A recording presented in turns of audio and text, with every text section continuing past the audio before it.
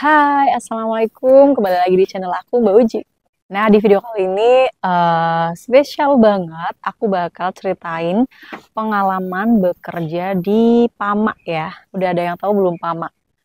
Kayaknya udah banyak yang tahu nih ya. Salah satu anak perusahaan Astra kalau nggak salah ya, yang bergerak di bidang batu bara ya. Sekilas tentang PT Pama Persada Nusantara atau Pama adalah perusahaan milik PT United Tractors Tbk yang merupakan distributor kendaraan konstruksi berat Komatsu di Indonesia. Pemilik saham utama PT United Tractors adalah PT Astra International Tbk. Nah, Pama sendiri dimulai sejak tahun 1974 dalam bentuk divisi rental di PT United Tractors yang bergerak di bidang proyek-proyek konstruksi, pertambangan dan minyak, penyiapan lahan, dan lodging. Di tahun 1993, divisi ini berubah menjadi perusahaan mandiri yang diberi nama PT Pama Persada Nusantara. Sampai saat ini, Pama secara aktif mengelola sejumlah besar pertambangan batu bara, emas, mengerjakan konstruksi bendungan, pengerjaan jalan, serta berbagai proyek penggalian bumi dan transportasi yang beroperasi di seluruh Indonesia. Kira-kira gimana ya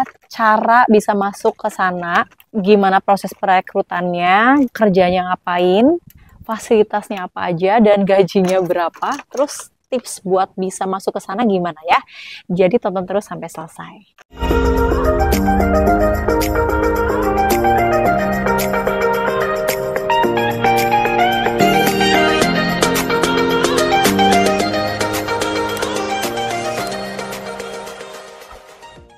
Nah, kok Mbak Uji mau cerita pengalaman kerja di sana sih?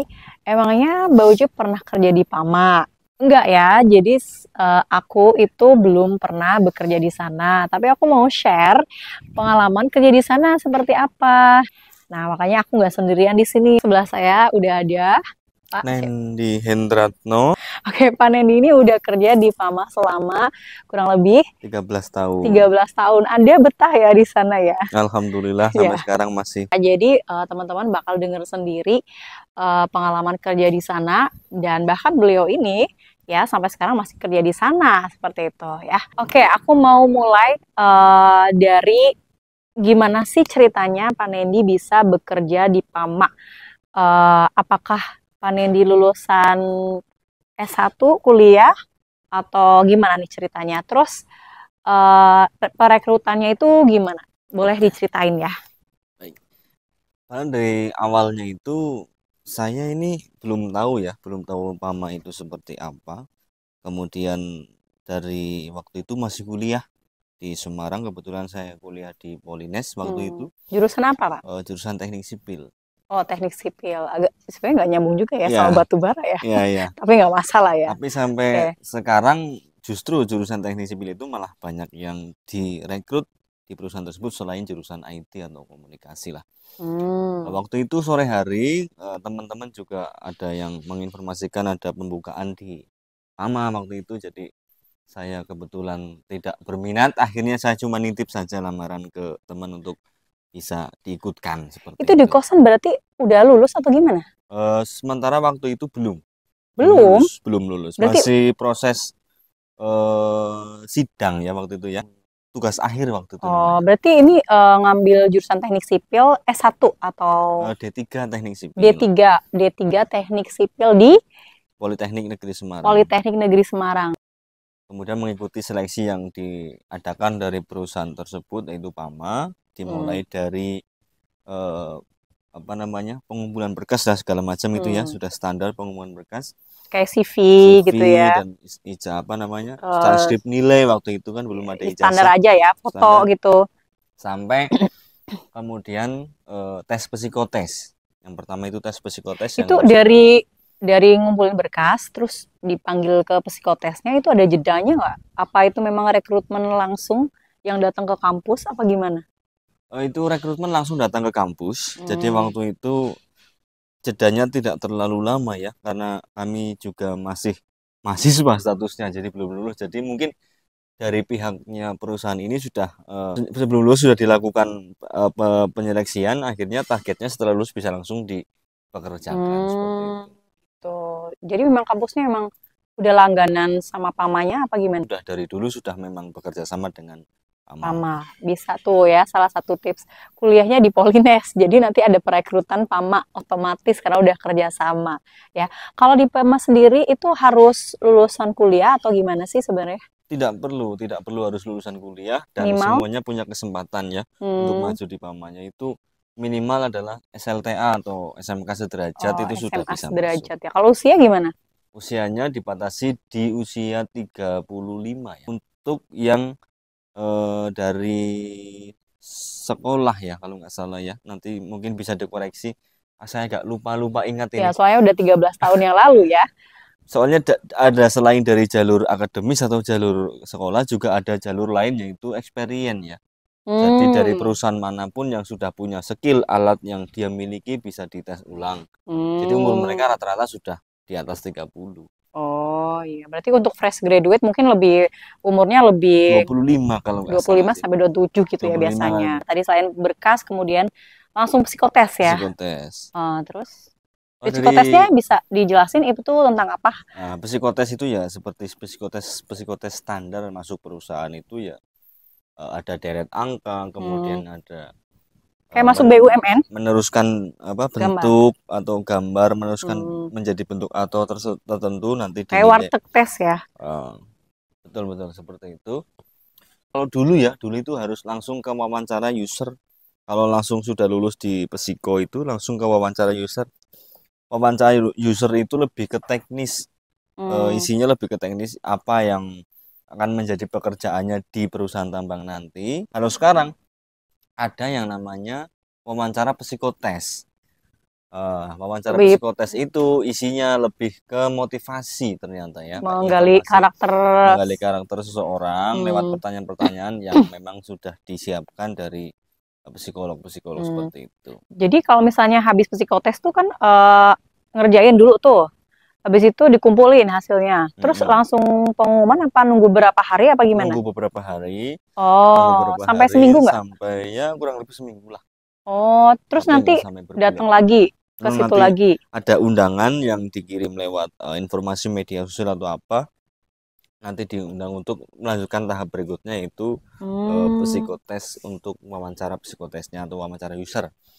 Oh gitu. Jadi kalau pas psikotesnya itu kan di kampus. Betul. Terus pas wawancara usernya di mana? Pas kebetulan saya wawancara usernya dulu masih di Semarang ya. Salah satu hotel di Semarang saya udah lupa. Berarti dari pihak PAMA-nya tuh kayak nyewa tempat gitulah ya untuk mengadakan interview itu ya. Jadi nggak ke kampus terus gitu ya. Betul. Setelah interview user selesai, kemudian dianggap lulus dan dinyatakan lulus, kemudian dilanjutkan ke tahap berikutnya yaitu langsung ke MCU dulu.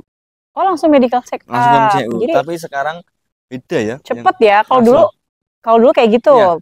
13 tahun yang lalu berarti tahun berapa tuh sekitar? 2010. 2010, lumayan sepuh ya. 2010 berarti itu lulus D3 ya. Kalau yang sekarang gimana katanya? Kalau yang sekarang mungkin lebih sulit lagi masuknya karena mungkin kan yang ini banyak ya, yang persaingannya banyak, yang ingin masuk juga banyak. Kalau nggak salah sekarang itu menurut informasi yang saya dapat ya dari beberapa sumber itu ya setelah interview user ada interview direksi. Tadi kan ada interview psikotes. Kemudian kalau lolos lanjut interview user terus interview direksi dari PAMA-nya. Interview direksi itu lebih ke apa namanya? Lebih ke melihat ke visi misinya, kemungkinan kenapa sih memilih PAMA dan sebagainya lah.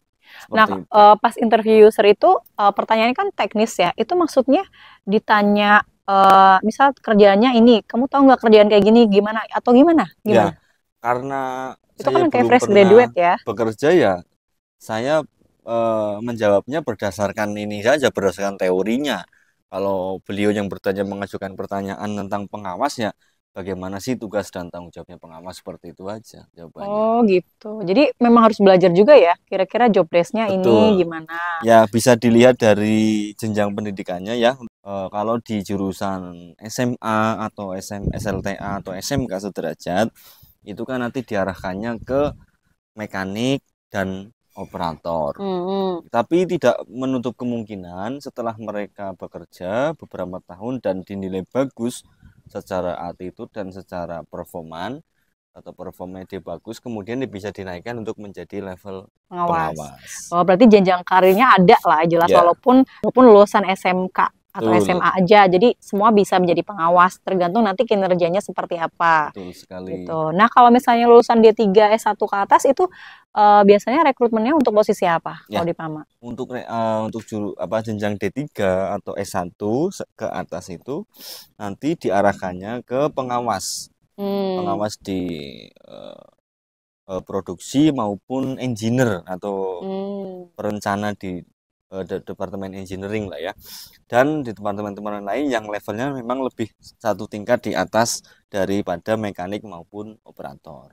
Tadi udah interview lanjut medical check up ya. Medical check up-nya itu meliputi apa aja tuh kalau di PAMA dulu? Waktu zamannya saya 2010 itu sih medical check up-nya sih masih standar ya, medical check up standar yang biasa dilakukan perusahaan, yaitu dari mata, terutama ini tipsnya mata itu tidak boleh buta warna ya. Berarti ada tes buta warna ya pasti. Tes buta warna itu wajib lulus kalau di PAMA, karena untuk membedakan antara kabel warna merah atau warna biru biasanya ya, biru sama hijau yang biasa sering tertukar itu, biru sama hijau harus bisa dibedakan dengan jelas. Kemudian pendengaran, spirometri, kemudian gigi berlubang gitu nggak? Tidak sih, tidak terlalu Kadang kan dipermasalahkan. soalnya kayak biasanya Tentara gigi mungkin berlubang. itu ya, Ya, biasanya di karena tentara kalau atau kerja di luar negeri biasanya gigi militer. berlubang bermasalah tuh. Nah, kalau dia pakai kacamata gimana? Kacamata tidak masalah. Tidak masalah ya? Kacamata tidak masalah. Yang Yang penting penting nggak buta warna ya? tidak buta warna. Dan tipsnya lagi jangan bertindik ya, bertindik ataupun bertato. Nggak boleh tindik sama bertato. Iya, Tes urin. tes urin, Ya, tes kemudian tekanan darah, jantung, dan seluruh badan secara umum. Jadi sebenarnya kalau misalnya MCU itu medical check up itu kalau misalnya teman-teman emang biasa hidup sehat nggak ada masalah ya harusnya ya. Nggak ada masalah, nggak perlu ada yang dikhawatirkan. Yang dikhawatirkan mungkin kalau misalnya teman-teman perokok atau suka minum alkohol itu mungkin akan bermasalah ya. Mungkin sama buta warna itu yang mata, kesehatan mata juga penting. Kalau sering begadang bisa aja jadi buta warna ya. Gitu. Seperti itu ya berarti. Betul. Dari medical check up itu ke pengumuman diterima enggaknya lama nggak? Itu seingat saya sekitar 2 mingguan lah. 2 minggu. Iya, jadi saya itu setelah saya diterima kerja dan harus berangkat. Itu saya masih ingat, saya belum mengumpulkan hasil tugas akhir gitu kan. Jadi setelah sidang tugas akhir selesai, kebetulan ada revisi lah ya, ada revisi di tugas akhir saya yang harus diperbaiki. Nah, antara jeda revisi itu saya belum selesai revisi, kemudian belum saya jilid ulang untuk dikumpulkan, ternyata saya sudah harus pergi ke Kalimantan. Jadi saya masih ingat banget itu. Saya belum Jadi sebenarnya belum lulus udah dapat kerjaan ya. Alhamdulillah belum lulus sudah. Lulus Anda ya. Kuliah belum lulus udah dapat kerjaan, dan kerjanya dari dulu sampai sekarang baru itu terus gitu ya. Iya. Kebetulan baru itu karena sangat nyaman mungkin ya. Mungkin nyaman ya. Nah, mungkin nyaman nih. Dari kata nyaman aja ini pasti teman-teman penasaran kan gimana sih kerjaan di sana, job desk-nya apa, terus fasilitas yang didapetin apa, sama gajinya berapa, pasti penasaran banget kan. Jadi tonton terus sampai selesai ya.